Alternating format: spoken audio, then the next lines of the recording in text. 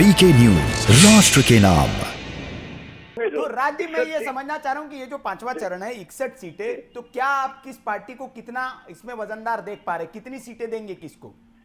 देखिए, इस समय यहाँ पर इस पांचवें चरण, छठे चरण और सातवें चरण पर भारतीय जनता पार्टी को बहुत बड़ी अपेक्षा है। काफी इनको जिस प्रकार की 61 सीटें हैं आज, 61 सीटों पे चुनाव है, फिर 57 पे है, फिर 54 पे, तो उसके बाद 61 का जो है आंकलन कम से कम 35-40 का मुझे लगता है पार करेगा।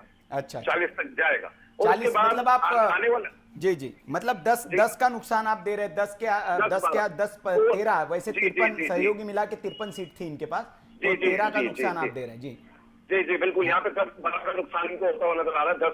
10 और अप्रोक्सीमेटली 12 का नुकसान इनको नजर आ रहा है होता हुआ। और पीछे जो नुकसान हो गया वो बहुत ज्यादा नुकसान है इनका।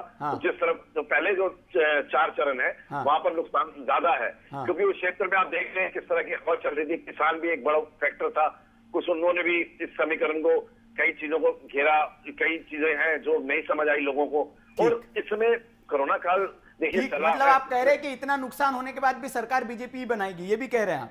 देखिए बिल्कुल, सरकार बीजेपी जरूर बनाएगी।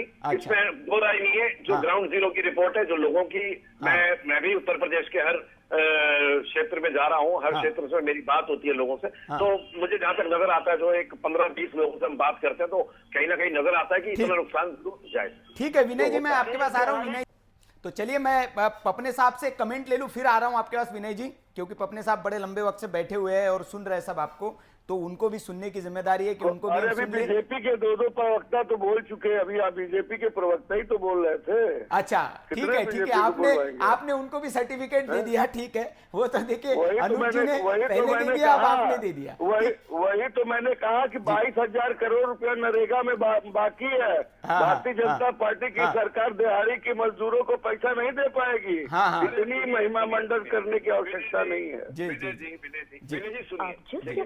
बात कर रही है, उन्होंने आपकी कॉल। जी ठीक विनय जी, और राज्य में आ रहा हूं आपके पास। देखिए, ये मैं पहले ही कह दिया था कि ये होता है और आजकल ये एकदम चलन बन गया है कि आप आपके क्या बात करेंगे, ये झूठ बोल रहे हैं। केवल बहराइच में ही उतनी सीटों से पीछे है, ठीक है, बाकी की बातें नहीं कर रहे हैं हम। ये झूठ बोल रहे हैं, ये सब जो है केवल बोल रहा है कौन नहीं। अभी तो हम लोग आंकलन नहीं कर सकते। 10 तारीख को हम बात करेंगे, आपको बुलाएंगे 10 तारीख को, हम इसीलिए नोट कर रहे हैं। जी 10 तारीख हम तो कह रहे हैं कि आपके, मैंने तो कहा कि अखिलेश जी ने कह दिया 200 प्लस, आपने, मैं तो रिकॉर्ड में बता रहा हूँ जनता को कि अखिलेश जी 200 प्लस कह चुके हैं।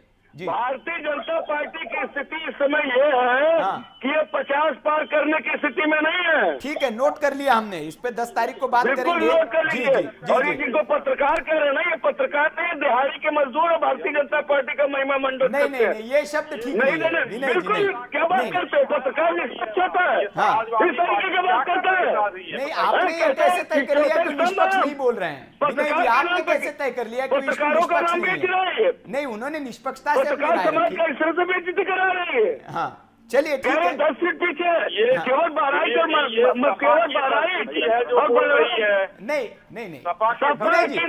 आप इतना गुस्सा क्यों हो गए, मेरे समझ में नहीं आ रहा है। अरे वो चुनाव आयोग थोड़ी है राज साहब, जो आपको हरवा दिया उन्होंने। बीजेपी में सिर्फ दलाल रहते, नहीं, यहाँ जनता से जुड़े हुए लोग हैं। ठीक है विनय जी, मैं ये कह रहा हूँ कि कोई वो ऐसा थोड़ी है कि सर्टिफिकेट देने वाले राज्य के अब हार गए, अखिलेश जी की सरकार नहीं आएंगी, तो 10 तारीख को तय हो जाएगा ना। नीरव मोदी से लेके माल्या तक सब दलाल ही तो बैठे हैं भाजपा में।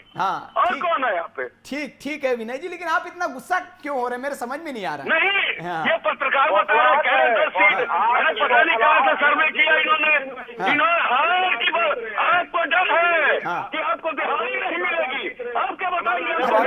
ठीक, अरे डर तो आपको है। ठीक है विनय जी, काला चिट्ठा सब पर खुलेगा। ठीक है विनय जी, आप जैसे पत्रकार दिखाई नहीं देंगे सड़क पर। ठीक है विनय जी, दलाली खत्म हो जाएगी उत्तर प्रदेश में। अरे मतलब धमकाइए मत विनय जी, आप एकदम धमकी देने लग जाते हैं। नहीं, आपका भी चैनल टहल रहा है, ये कह रहे हैं इस चरण में केवल 10 सीटें हैं, बाकी सारी सीटें बता रहे। ये कौन सी पत्रकारिता करते, कहाँ है ये? नहीं, आपकी हमने ले ली, आप कह रहे 50 आ रही है, हमने आपका भी आंकड़ा नोट डाउन कर लिया है। अरे आपकी 50 है, मैं कह रहा हूँ 50 में से 60 आ जाए, हमें क्या प्रॉब्लम है उसमें? तो अच्छी बात है।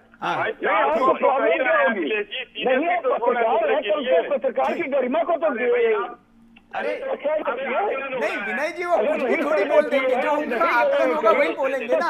पे खड़े होकर के लोगों को केंद्र भ्रम पैदा कर रहे हैं आप। नहीं आप ही तो स्वतंत्र बोलने के लिए, आप ही तो बोल रहे देखिए, हैं समाजवादी पार्टी जिस तरीके से दिखा रही है पत्रकारों को, ये इसका चाल आपको दे रहे हैं। चुनाव में जीते नहीं, ये हाल है, जीतेंगे तो क्या होगा? यहाँ का सांसद और विधायक की जब पहले जो फॉर्म भरता है तो 2 करोड़ की औकात थी, आज जब वो दोबारा विधायक की लेना 50 करोड़ की औकात है। ठीक है पपने साहब 1 घंटे सुन रहे हैं सर आप लोगों को। एक बार पपने साहब की मैं राय ले लूं, विनय जी पपने साहब की, उनकी भी राय ले लीजिए, हो सकता है वो आपके फेवर में बोल रहे। ठीक है पपने साहब अभी हमने आपसे बात की और थोड़ी देर पहले लंबे वक्त से बात हो रही थी आपसे। मैं ये समझना चाहूंगा क्या इस चरण में अगर हम बात करें, पहले चरण तो जो हो गए, ये चरण आगे वाले आने वाले, इन क्षेत्रों में क्या मुद्दे प्रमुखता से रहे जिसको लेकर जनता ने वोट किया?